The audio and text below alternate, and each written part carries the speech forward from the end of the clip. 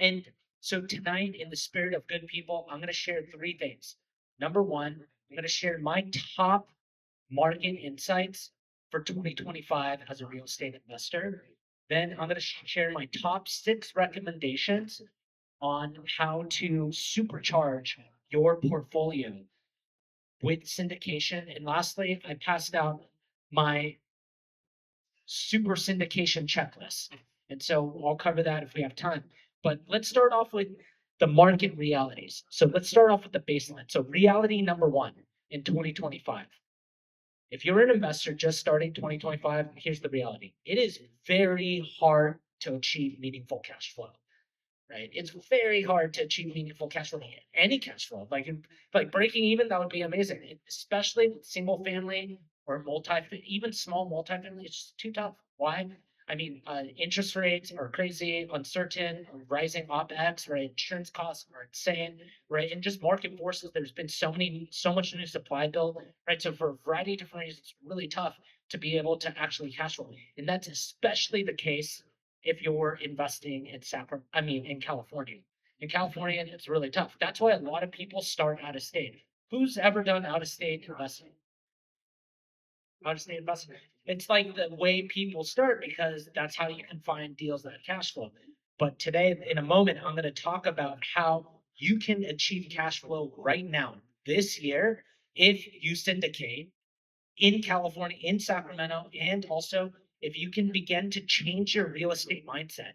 Don't think about real estate as a property, think about it as designing a portfolio, right? If you're designing an entire portfolio, now you're thinking about what's my portfolio cash flow, not necessarily what's my property cash flow. Okay, reality number two: emerging geographic markets are not recession proof, and they're definitely not recession proof like blue chip markets. So what am I talking about? So what's a blue chip real estate market?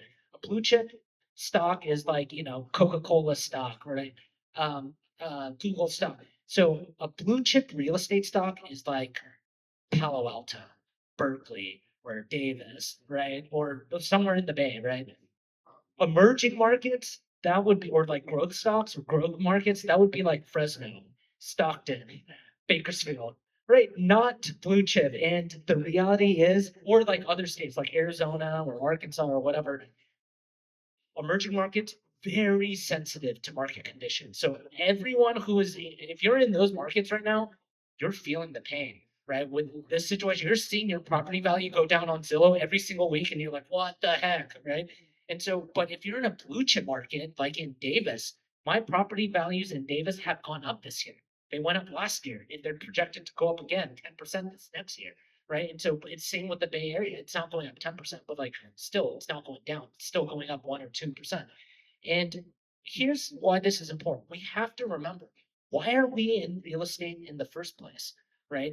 It's because we're trying to create a defensive hedge, number one, against inflation, but ultimately against like the volatility of the stock market, right? Because like if you owned an S&P 500 stock, you'd have to own it for 20 years before the chances of you losing all of it goes down to 1%. 20 years, right? Like that does not happen in real estate. Like just definitely not in real estate in California. And so like who got into real estate because we were too scared that our stock market was too volatile? Raise your hand if you think stock market's too volatile. I'd rather invest into real estate as a hedge, right? And so if that really is the case, then we should operate on first principle, which means first principle, Warren Buffett's first rule: do not lose money, which means do not invest in properties or in markets, not properties, but in markets where you can lose money. And if you invested in Fresno or Bakersfield or Arkansas or all these other states, you're losing money right now. And that's why you want to be in blue chip markets. And then reality number three: when we think about truly being recession proof, it's about having portfolio diversification, right? That's how you become recession proof. But being able to achieve portfolio diversification as a solo investor will take a lifetime. Why? Because if we're truly committing to 80-20 principle, meaning that 80% of our energy and time is focused on our number one core competency, our number one expertise, our top asset class or strategy, then it would take forever to build 10,000 hours of expertise on every single asset class. That's very complicated, every single geographic market. And so that is why syndication is truly the natural next step for investors who are ready to grow and scale and ultimately diversify in different geographic markets, asset classes, but most importantly, investment strategies. Okay, now I'm going to jump into my main recommendations. But before I do, here's a quick recap on what does syndication look like. So there's three types of syndications that you will be doing. One, which is the one I started off, many of you will start off this way, is called GP to GP, general partner to general partner. You are the partnerships is going to be of the main owners, and they are going to split the down payment. So if there's a fourplex, we're going to split the down payment of the fourplex. We're also going to split the roles and responsibilities. I'm responsible for operations. You're responsible for financing. You're responsible for sourcing. And you split it based upon that sweat equity. That's what how you're going to split the cash flow. That's how you're going to split the appreciation resale value. Number two is GP to LP. And this is when you are a full-time real estate operator, but now you're raising money so that you can take down bigger deals. And then lastly, which I believe is a great way to start off, is LP to GP. You're just starting off, and what you want to do is now you want to take your money and invest with a general partner in the right market, right strategy. And but I'm going to talk about the rules there. And for all three options, GP to GP, GP to LP, LP to GP, you can do it for a single property, or you can do it a fund of a fund, right? So for example, recently, my business partners, we created a fund of the fund called Saccorp LLC. And this fund of the fund, we raised $4 million and we bought three parking lots in downtown Sacramento, or three deals in downtown Sac. Two of the deals we exited really great.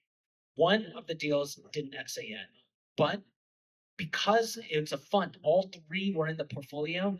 It served as a hedge, and everyone still made money, even though one deal hasn't exited yet because of the pandemic. Okay, so let's jump right into the recommendations. So recommendation number one is join a syndication that can take down a deal that cash flows from day one, right? Again, why is this important? Because if you actually are syndicating a deal, it means you're only looking at deals that can cash flow. And as a solo investor, again, it's really hard to find deals that cash flow because the entry points of cash flowing deals are way too expensive. So if you can split a deal, you can make cash flow. For example, 8 months ago, I bought a 12-plex in Davis. A 12-plex in Davis, and from day one, we cash flow. Day one, we cash flowed. Granted, I had 10 investors and like 10% each, and but all 10 investors got cash flow from day one. They all got realization of cash flow from day one. Um, Here are the three types of deals that I think cash flow day one with syndication in Sacramento. Commercial deals, large multifamily. I don't think small multifamily is even worth syndication. Large multifamily, commercial properties like retail, warehouse, self-storage, and then um, maybe Airbnb in certain markets. Okay, recommendation number two, you want to syndicate to spread your risk, your liability, and responsibility, right? And so I'm talking about legal liability exposure, costs, upfront costs. I'm talking about professional responsibility. So this is incredibly powerful, especially if you're doing something for the very first time. So I bought a warehouse in Davis for the very first time. I had zero experience, and I partnered up with three other people. And so we all owned, 25, 25, 25. None of them have also done warehouse. So all four of us, it was like the blind leading the blind. We were all just had no idea of what we are doing, but we were all doing this warehouse. But what we were able to do was spread out the risk. So in the case of default, right, and then we couldn't pay the mortgage, like that could be split between four people. If there was legal exposure, that can be absorbed by four people. And then ultimately the responsibilities can be absorbed by four people. Someone is sourcing, someone is doing the leasing, someone is doing the taxes, someone is doing the operations. And so even when it was brand new for all of us, it was so much easier to take down, operate, and then leverage. And then the next warehouse, I like totally took off. And so that's why syndication, when you're doing something new for the first time, it is a great way to do it because you're hedging your bets. Okay. Recommendation number 3 is join a syndication or syndicate to diversify your portfolio and especially to do it fast. Because to be frank, the only justifiable way for you to be in multiple different asset classes and multiple different geographic locations, it like is not responsible logically. If you're like doing, retail, you're doing, single family, long-term rental, short-term rental, warehouse, all this, that's crazy unless you have multiple partners who are experts in each one of those ways. But here is why syndication is so powerful for diversifying. It's not just geographic market and it's not just asset class, it's investment strategies. By syndicating, if I have $100,000 and I decided to syndicate in 4 different deals, 25, 25, 25. In one of the deals, I can do where either it's short term, mid term, or long term return on investment. One deal, I could do passive investment, active engagement, partial investment, or super active engagement. Next, I could do a risk on, risk off, or risk balance. Or next deal, I could do a cash flow play or appreciation play. And so by syndicating, you can actually expose yourself to so many more investment strategies.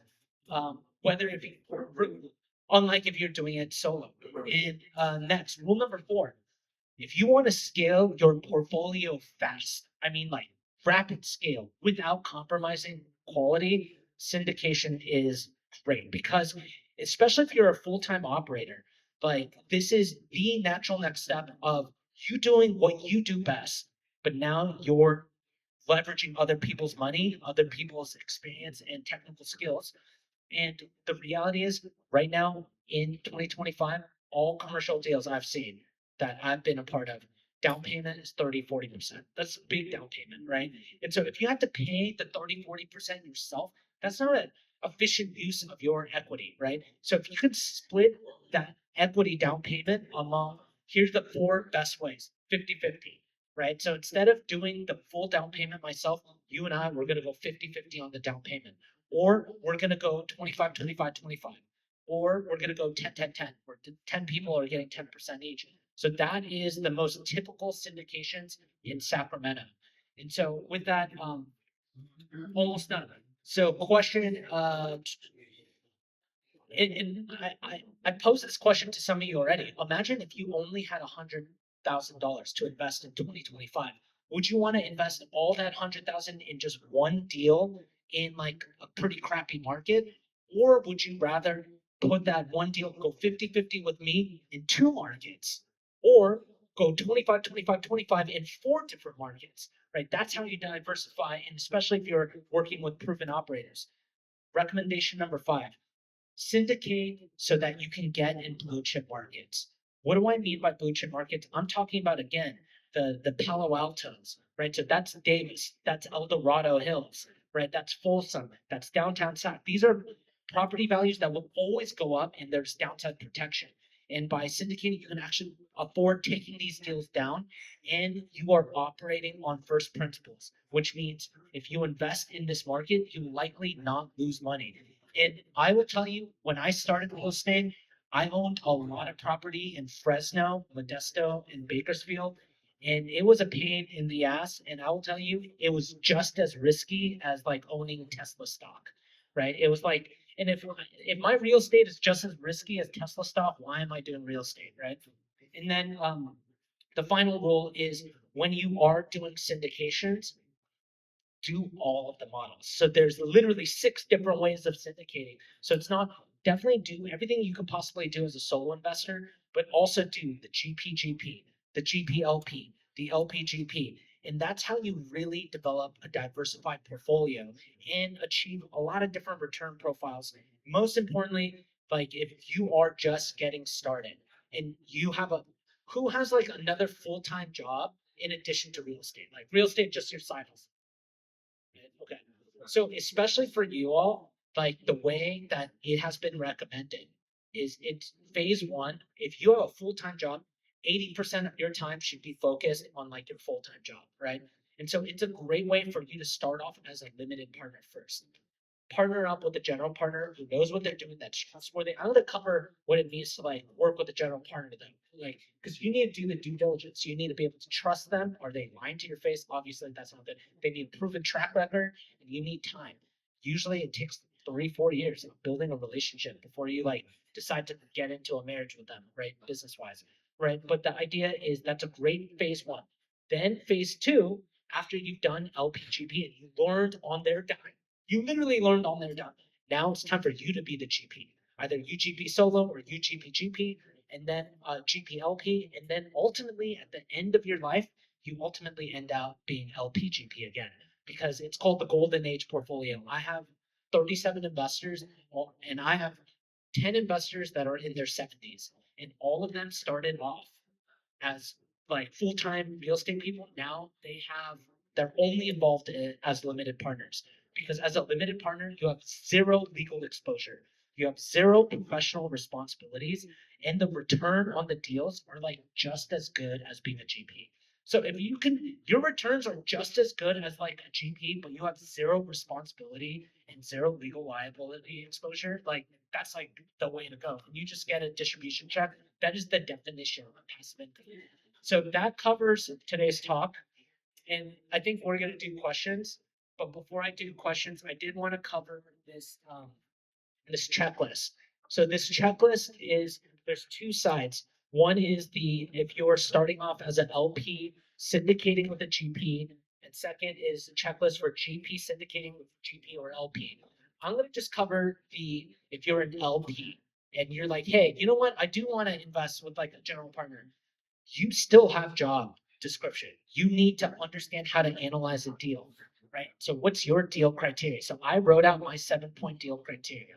I'm open sourcing this on behalf of Hardin and this real estate community. This is business IP. Took me 10 years to learn this. I'm open sourcing this. And then number two is you still need to do market analysis, right? What market do you want to be in, right? Because if you don't, if you're in the wrong market, then it doesn't matter if you have the best operator, best GP. Like, I don't want to work with the best operator from Bakersfield. I'm like totally over that. I'm like definitely evolved from that. I'd rather work with like maybe a B plus operator in downtown Sac than an A plus operator in Bakersfield. Right. So find out what market you want to be in. And then of course do your operator due diligence. Be able to, even as a limited partner, you need to understand how to develop a portfolio report card on what are your portfolio KPIs, what stabilization look like, what does optimization look like, what does automation look like, what does your asset protection score look like, what does your diversification score look like, and then of course you need to be good with financial statements. So even just as a limited partner, that is 27 tasks that you need to first be able to do before you even think of being a general partner, right? And so that's why it is a great way to start, especially if you have a full-time job already, right? So with that, I'm going to conclude with download my free book. Download my free ebook for limited time only. You could just scan the QR code. And my only request is leave me a positive review, say like, oh yeah, the talk was interesting. And then with that, I will take some questions. So thank you for the information, Andrew. I think you have sold us on how great syndication is. I am just gonna ask this on behalf of everybody who will be wondering. So syndication is good. You sold us on that, but how does the average person go about finding syndication deals? That's a very good question because syndication deals, you cannot find them because legally they're not syndicated deal sponsors are not allowed to promote it publicly, right? Because if they do promote it publicly, like Fundrise is a syndication, but to promote it publicly, you have to register with the SEC, right? Most of, I think 90% of the syndicators in Sacramento do not do that. right? Like the big Greek families, the PacWest, they're not trying to get government involved in them. So they're all private syndications. So it is really exclusive, right? And so the main thing is it's about networking, it's about building trust. Like, for example, I have opportunities to syndications, but we're also picky on who we're bringing on board. We're looking for people who bring value add. We're looking for people who are good faith. We're looking for people who are not a pain in the ass, right? And then so like I think networking definitely is important. Ultimately, the way most people get into syndication is that they start their own syndication, right? Because joining a syndication is mostly exclusive invite only, unless you do Fundrise or like CrowdStreet or whatever. Right? Those are the SEC regulated public syndications, but almost every other syndication cannot be public by law unless they register with the SEC. And then also another thing about syndication is that if you're not an accredited investor, then they can only take like a certain percentage of non-accredited investor funding. And so for that reason, there's many reasons why it's very exclusive. And so that's a good question, and my answer is kind of disappointing, and I'm sorry about that. But I did want to share with you because there are opportunities, and if there was anywhere in California where general partners or good and proven general partners would be open to new accredited investor or even non-accredited investors, it's here in Sacramento. Sacramento, salt and earth, really humble, just people who are willing to partner up with people. If they meet you and they're like pain in the ass, they're gonna pass on your money, right? Because they like probably don't need. If they see you bring value add, they think you're gonna be a good fit. But ultimately, I mean, this talk is you can join syndications, but also most realistically, people like start their own syndications because that's how you scale, at least in your vertical of whatever your expertise is. Thank you for that answer.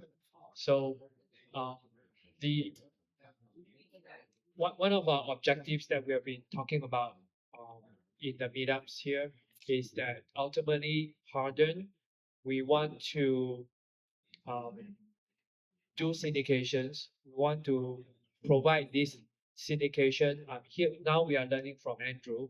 Ultimately, we want to do syndications so that, like what he said, other people who don't have a chance to do it, we offer it to you guys. We want to um, network, educate, and grow together, right? So we want to become the tide that lifts our boats. And then you, in turn, can develop, right? And then help the people around you. And then all of us, make the world a better place, right? We must first bring ourselves up. Okay, the money you keep is usually at the same level as your development level. If you get lucky, you strike lottery, you inherit money. Okay, a lot of people will just go spend it, and then they will be back down to the same level. They say there's a study that says that if you spread, if you give, if you even out the money around the world, right? After a few years, it goes back to the poor remain poor, the rich remain rich. Okay, because those who don't know how to keep money, they will just spend it. They don't invest, right? So for things to be better, you must become better. Okay, and then you show other people it's possible to upgrade yourself, to upgrade your life, and then you become a source of motivation and inspiration to the rest. And hopefully, we can show an example of how this can be done. All right, let's bingo.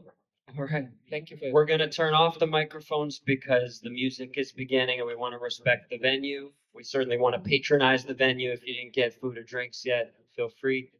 But Andrew has made himself available and he's a fantastic resource. So if you have any questions, I would highly suggest talking to Mr. Andrew here. And Sean and I are going to hang out for a bit as well. So thank you guys. Thank you all again for coming.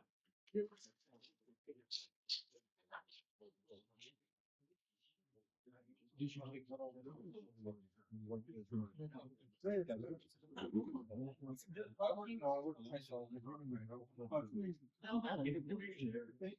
I actually I like rent the space. Yes. Super recent. I used to run my own office. And then my food selling on the dot. But then I was like, oh, it's very small. Okay. What is good for my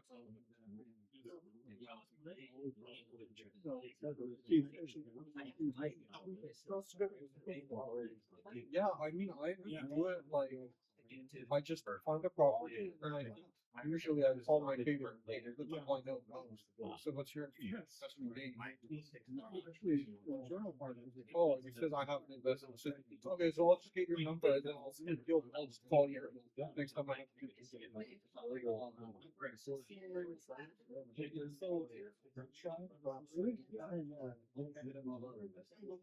Yeah, I've had an opportunity for forever. It's great. I mean, I think the best source deals is if you don't want to spend money, you just call a bunch of people. I would start calling agents and have open conversations. So it's nice. You know, like doing your well, so there's agents with property that are for sale, right? Look at it and see if it's a fixed property. Say, oh, I can offer you 350. This part for 500. They're going to be mid.